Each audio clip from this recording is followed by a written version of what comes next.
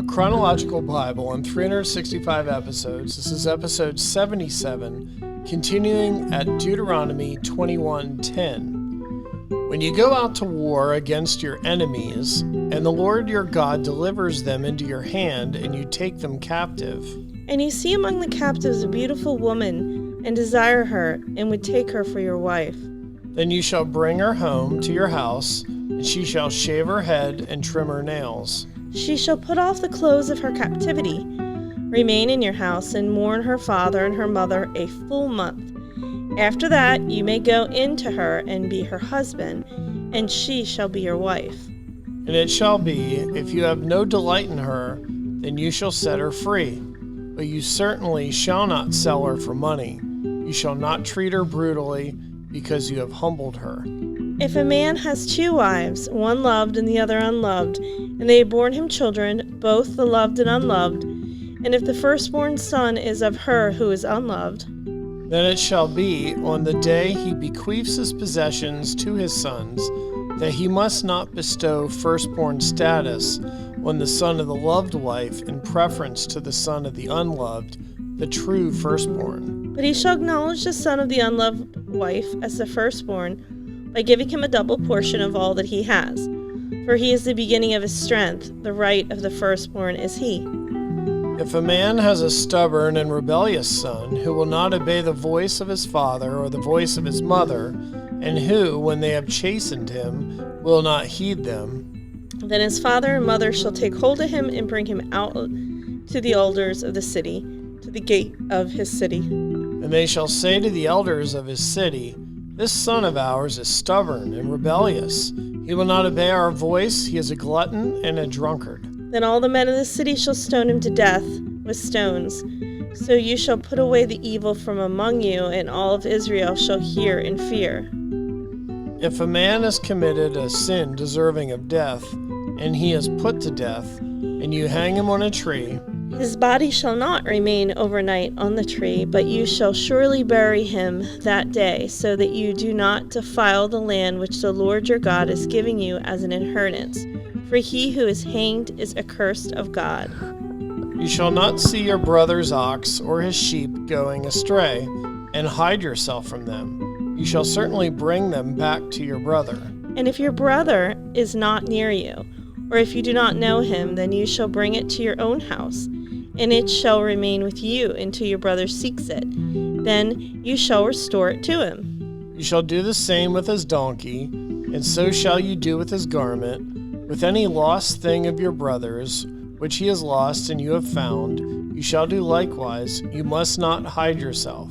You shall not see your brother's donkey or his ox fall down along the road and hide yourself from them. You shall surely help him lift them up again. A woman shall not wear anything that pertains to a man, nor shall a man put on a woman's garment, for all who do so are an abomination to the Lord your God. If a bird's nest happens to be before you along the way, in any tree or on the ground, with young ones or eggs, with the mother sitting on the young or on the eggs, you shall not take the mother with the young. You shall surely let the mother go, and take the young for yourself, that it may be well with you, and that you may prolong your days. When you build a new house, and you shall make a parapet for your roof, that you may not bring guilt of bloodshed on your household if anyone falls from it.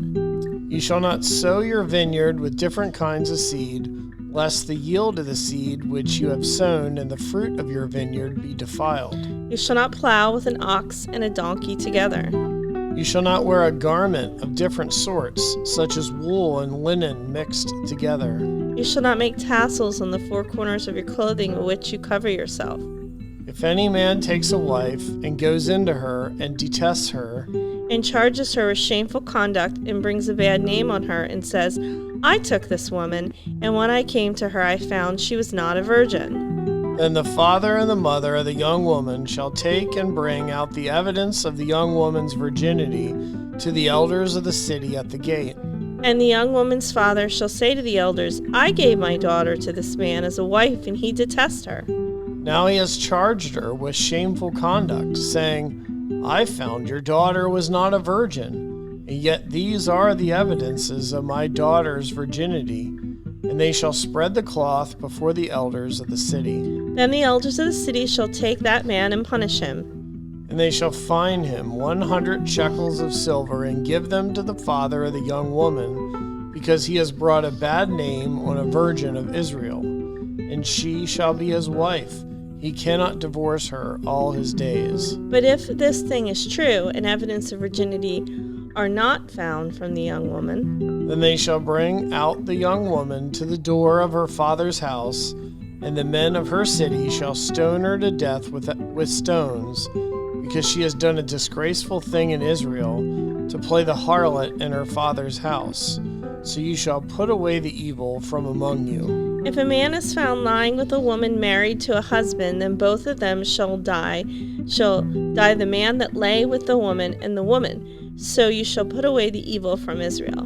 If a young woman who is a virgin is betrothed to a husband, and a man finds her in the city and lies with her, then you shall bring them both out to the gate of the city, and you shall stone them to death with stones. The young woman, because she did not cry out in the city, and the man, because he humbled his neighbor's wife. So you shall put away the evil from among you. But if a man finds a betrothed young woman in the countryside, and the man forces her and lies with her, then only the man who lay with her shall die. But you shall do nothing to the young woman. There is the young woman no sin deserving of death. For just as when a man rises against his neighbor and kills him, even so is this matter. For he found her in the countryside, and the betrothed young woman cried out, but there was no one to save her. If a man finds a young woman who is a virgin, who is not betrothed, and he seizes her and lies with her, and they are found out, then the man who lay with her shall give to the young woman's father 50 shekels of silver, and she shall be his wife, because he has humbled her. He shall not be permitted to divorce her all her days. A man shall not take his father's wife, nor uncover his father's bed. He who is emasculated by crushing or mutilation shall not enter the assembly of the Lord. One of illegitimate birth shall not enter the assembly of the Lord. Even to the 10th generation, none of his descendants shall enter the assembly of the Lord. An Ammonite or Moabite shall not enter the assembly of the Lord. Even to the 10th generation, none of his descendants shall enter the assembly of the Lord forever. Because they did not meet you with bread and water on the road when you came out of Egypt, and because they hired against you Balaam the son of Beor from Pethor of Mesopotamia to curse you. Nevertheless, the Lord your God would not listen to Balaam, but the Lord your God turned the curse into a blessing for you, because the Lord your God loves you. You shall not seek their peace nor their prosperity all your days forever. You shall not abhor an Edomite, for he is your brother. You shall not abhor an Egyptian, because you were an alien in his land. The children of the 3rd generation born to them may enter the assembly of the Lord. When the army goes out against your enemies, then keep yourself from every wicked thing. If there is any man among you who becomes unclean by some occurrence in the night, then he shall go outside the camp. He shall not come inside the camp. But it shall be, when evening comes, that he shall wash with water, and when the sun sets, he may come into the camp. Also you shall have a place outside the camp where you may go out. And you shall have an implement among your equipment, and when you sit down outside, you shall dig with it and turn and cover your refuse. For the Lord your God walks in the midst of your camp to deliver you and give your enemies over to you. Therefore your camp shall be holy, that he may see no unclean thing among you and turn away from you. You shall not give back to his master the slave who has escaped from his master to you. He may dwell with you in his midst, in the place where he chooses within one of your gates, where it seems best to him. You shall not oppress him. There shall be no ritual harlot of the daughters of Israel, or a perverted one of the sons of Israel. You shall not bring the wages of a harlot or the price of a dog to the house of the Lord your God for any vowed offering, for both of these are abominations to the Lord your God. You shall not charge interest to your brother, interest on money or food or anything that is lent out at interest. To a foreigner you may charge interest, but to your brother you shall not charge interest. that the Lord your God may bless you in all which set your hand in the land which you are entering to possess. When you make a vow to the Lord your God, you shall not delay to pay it, for the Lord your God will surely require it of you, and it would be sin to you. But if you abstain from vowing, it shall not be a sin to you. That which has gone from your lips you shall keep and perform, for you voluntarily vowed to the Lord your God what you have promised with your mouth. When you come into your neighbor's vineyard, you shall eat your fill of grapes at your pleasure, but you shall not put any in your container.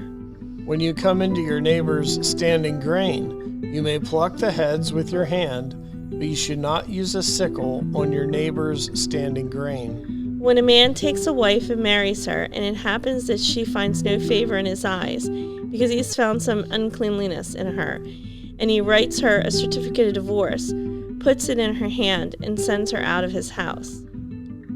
When she has departed from his house, and goes and becomes another man's wife, if the latter husband detests her and writes her a certificate of divorce, puts it in her hand, and sends her out of his house, or if the latter husband dies who took her as his wife, then the former husband who divorced her must not take her back to be his wife after she has been defiled.